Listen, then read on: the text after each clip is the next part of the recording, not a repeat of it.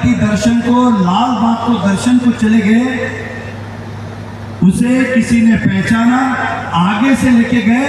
नरेंद्र मेहता के बेटे को वीआईपी कल्चर, आपने मेरे बेटे को भी राजनीति से जोड़ने का प्रयास किया, तब यहाँ दुखता है क्या लेना देना मेरे बेटे का इस राजनीति में आप मुझसे जोड़ रहे हो, तब मुझे यहाँ पे दुखता है। हर बार मेरे परिवार को जोड़ने का प्रयास किया, मुझसे एक गलती हुई गलती, लेकिन उस गलती का मैंने अपने परिवार के साथ समायाचना की, वो मेरे परिवार के बीच की बात है। लेकिन तुम उसी बात पे राजनीति करने आए हो, उसी बात को बार बार बोल रहे हो। मैं इस शहर में काम करने आया हूँ, आप बार वही चीज करते, और जब मैं कुछ अब आरोप करता हूँ आप पूरी देश की महिलाओं को अपने साथ जोड़ लेते। ये कहाँ का न्याय है, ये कहाँ का न्याय है? और आज भी वही चल रहा है और कुछ नहीं चल रहा है। मैं भ्रष्टाचार की उनकी बात करता हूँ, वो मेरे व्यक्तिगत जीवन की बात करते हैं। मैं उनके असफलता की बात करता हूँ, वो मेरे व्यापार की बात करते हैं। मैं उनकी नाकामियों की बात करता हूँ, वो मेरे परिवार की बात करते हैं। हम भी इंसान हैं। मुझे उस वक्त भी दुखा जब मैंने कहा था कि इस शहर में कत्ल खाने बनेंगे, तो मैं उसी नगर पालिका की बिल्डिंग से कूद जाऊंगा। आप राजनीतिक तौर से उसका विरोध करते, समर्थन करते। आपने क्या कहा? तेरा परिवार घर पे सुन रहा था, कहा कि नरेंद्र मेहता तू कल मरता है तो आज मर, तू कल मरता है तो आज मर, कल उन्हें मारा तो आज कर। ये शब्द उनके थे, ये किस नेता को सोचते? फिर क्या कहा? ऐसी बिल्डिंग से कूदना जहाँ जाली ना हो। मैंने तो नगर पालिका को चैलेंज किया था, आपको इस तरह का भाष्य सूखता है क्या? कितनी बार मेरे परिवार को, कितनी बार मुझे ठेस पहुंचाओगे? मेरी सहनशीलता मेरी कमजोरी नहीं है, मेरी सहनशीलता मेरी कमजोरी नहीं है। अच्छों को पानी पिला के यहाँ तक पहुंचे हम, और इस शहर में भगवा हम ही ने लहराया, किसी और ने नहीं लहराया। लेकिन आप बार बार मुझे हमेशा इसी तरह से टॉर्चर करते हो। अब इंसाफ आप के इस राजनीतिक सफर के अंदर में हारने के बाद घर बैठ गया था, लेकिन कोविड की पीड़ा ने मुझे घर बैठने नहीं दिया। मैं रास्ते पे आया क्योंकि मेरी शहर की जनता परेशान थी, लेकिन आपने उसका भी मजाक बनाया है और हर बार झेलने का काम मैंने किया है। मैं आपसे कहना चाहता हूँ, ऐसे लोगों का हिसाब करना जरूरी है, नहीं तो राजनीति में कोई व्यक्ति आना नहीं चाहेगा। मेरे परिवार में तो रोज कहते कि छोड़ दो ये राजनीति, क्या जरूरत है। मैं देखता हूँ सोशल मीडिया पे, मैं किसी की हैसियत की बात नहीं करना चाहूंगा, लेकिन कोई भी व्यक्ति, चाहे वो रिक्शा वाला हो, भाजी वाला हो, फ्लैट में बैठा होना जानता है, पहचानता है, घर बैठ के कुछ भी टीका टिप्पणी कर लेता है। जो उनके परिवार को दुख होता है वही मेरे परिवार को भी पीड़ा होती है। इसलिए मर्यादा में टीका टिप्पणी होनी चाहिए। राजनीति का मतलब ये नहीं कि आप कुछ भी बोलो। इसलिए आप सब समझदार हैं, हम इस शहर में काम करना है, व्यक्तिगत हिसाब किताब करने नहीं है। मैं अभी हमारे कांग्रेस के नेता की बात करता हूँ।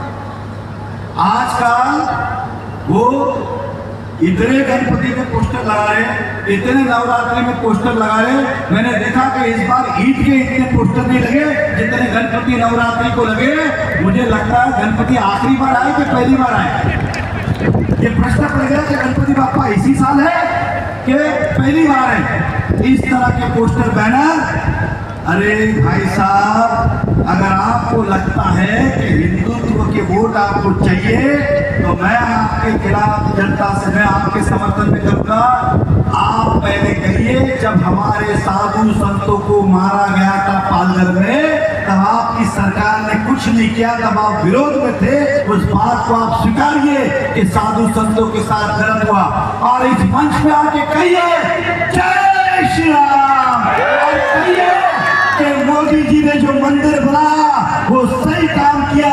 आप राहुल की बातों में बातें ना मिलाए, और कहिए आपको हिंदुओं के वोट चाहिए तो कहिए आकर कि 370 हटाया गया, एक देश में 2 संविधान, 2 विधान, 2 झंडे नहीं चल सकते। ये काम मोदी जी ने सही किया है। आप आके मंच पे कहिए, उसके बाद आप बात करिए। जब कत्ल खाने की बात थी, कत्ल खाने की बात थी, आपने एक शब्द नहीं बोला, आपने एक शब्द नहीं बोला। कत्ल खाना गलत है कि सही है, किसने लाया, क्या लाया, वो छोड़िए, लेकिन आप उसके विरोध में नहीं आए और हमसे फिर वोट की उम्मीद करते हो। आपसे कहना चाहूंगा, आप सबसे कहना चाहूंगा, मुझे अच्छी तरह पता है, दिन रात नया नगर हो, दूसरा एरिया और वोट पे वोट डाले गए। आपसे कहना चाहूंगा, इस बार बटोगे तो कटोगे, इस बार बटना नहीं।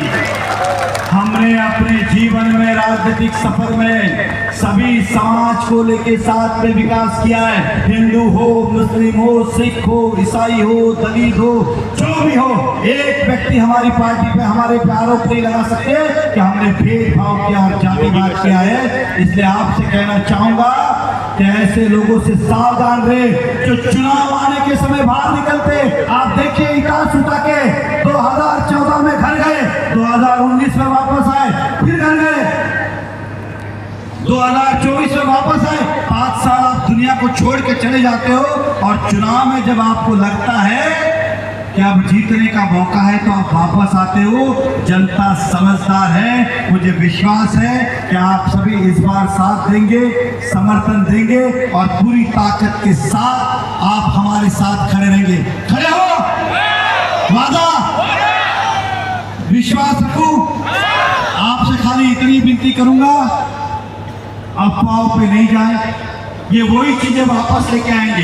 ये अपनी लाइन बड़ी नहीं करते, हमारी लाइन छोटी करने का प्रयास करेंगे। इसलिए पूरी ताकत के साथ बिंदास रहिए। मेरे जितने संकल्प ये हैं, लिखित रूप में आपको भेजूंगा और इस संकल्प सभा के माध्यम से हम सब मिलकर पूरा करेंगे। मैं आपको विश्वास दिलाता हूं, आपको प्रगतिशील करूंगा। आपका विश्वास कभी हम टूटने नहीं देंगे, इतना ही मैं कह सकता हूं।